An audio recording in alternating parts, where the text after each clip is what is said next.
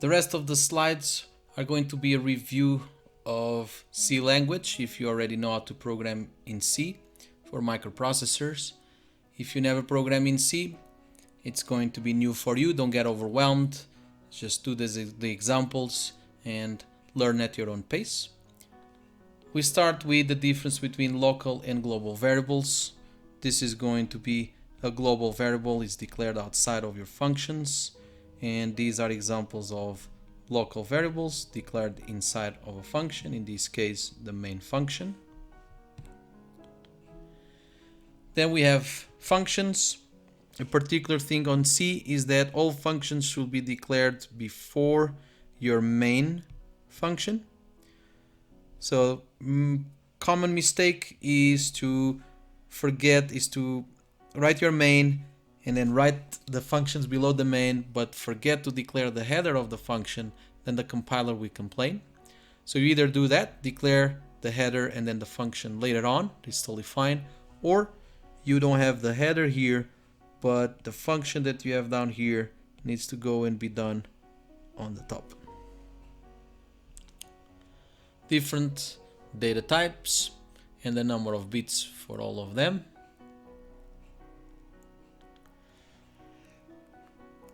What I recommend for this first exercise, or as a first exercise for this week, is to copy this code, type this code on your development environment, compile, and then check the memory, check these variables, the contents of these variables, and see if it has the values that you are expecting to have.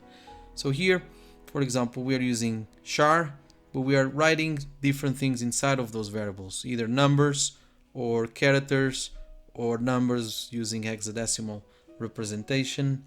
We have signed, but then we put a minus. So what happens when we do that? What happens when I do unsigned and char and I put positive value? So practice that and see the outcome of it. Second example here, same thing with floats and doubles. So if you have a float and a double and you have your decimal places, what happens? Which ones are going to be stored, or negative values inside of your chars? Some arithmetic operations. Let's sum here, do some summations. Let's see if it overflows. If it overflows, what happens? So notice that A is a very large number and I'm going to add 1. Let's see what happens. Division of integer numbers, division of float numbers, division by 0, division by their own number. So compile that, see what you get. Logic operations. When you do OR, AND, exclusive OR, and NOT, what's happening on those bits? And pointers. Don't get overwhelmed with pointers. We are going to cover pointers here. Hopefully you understand them. It's probably like confusing topic at first for students. Let's give an example that I have the variables A and B and I store the value 5 inside of A and 6 inside of B. And then the variable PTR is a pointer, is pointing to the memory position of A. So here you have the addresses and pointed is pointing to that memory position. So now let's see what happens when I do some operations on that. So I have my number 3 inside of A. I declare my pointer and I pass the memory position where my A is stored inside of that pointer. And now I write the number 5 with this star here.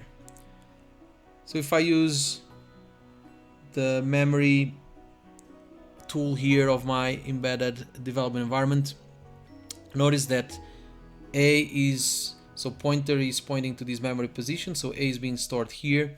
I go to my memory and I notice that I have the value 5 stored inside of it.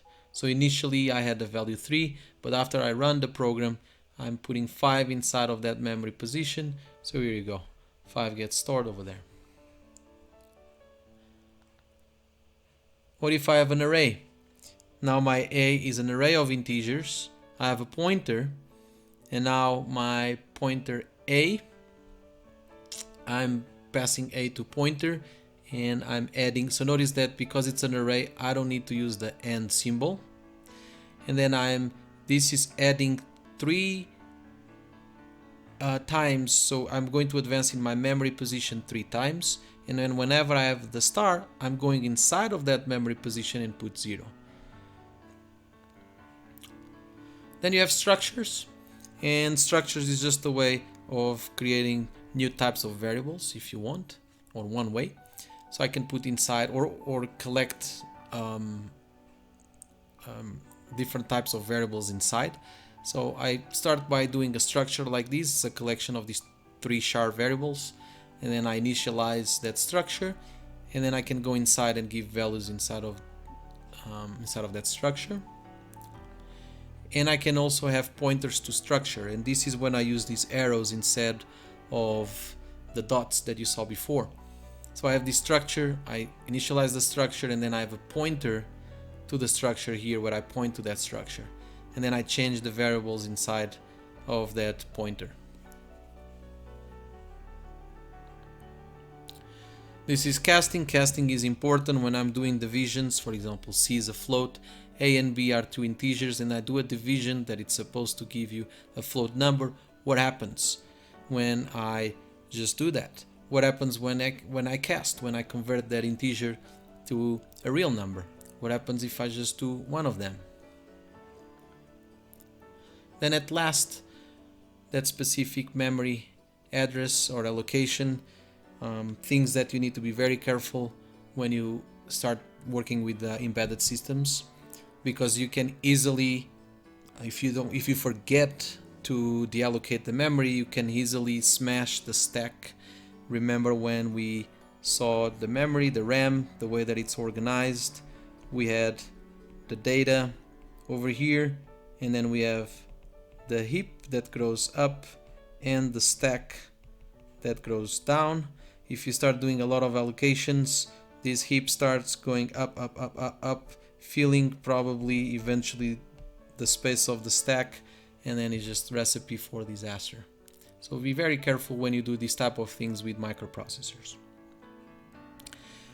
Then header files, if you are using functions such as sine, cosine, are available inside of header files or any other type of function from a library.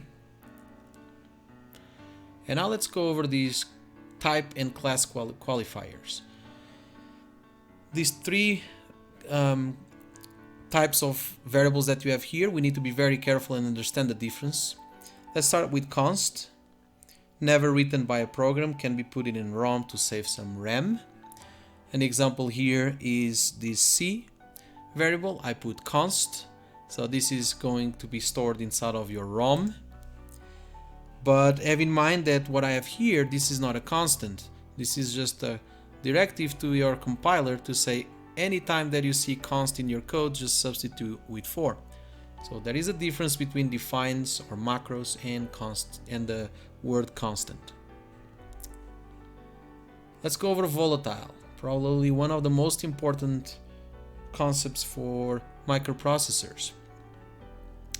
And volatile is going to be used when you have variables that are being shared by registers or variables that are being shared by interrupt routines and main code, or variables that are being shared between threads.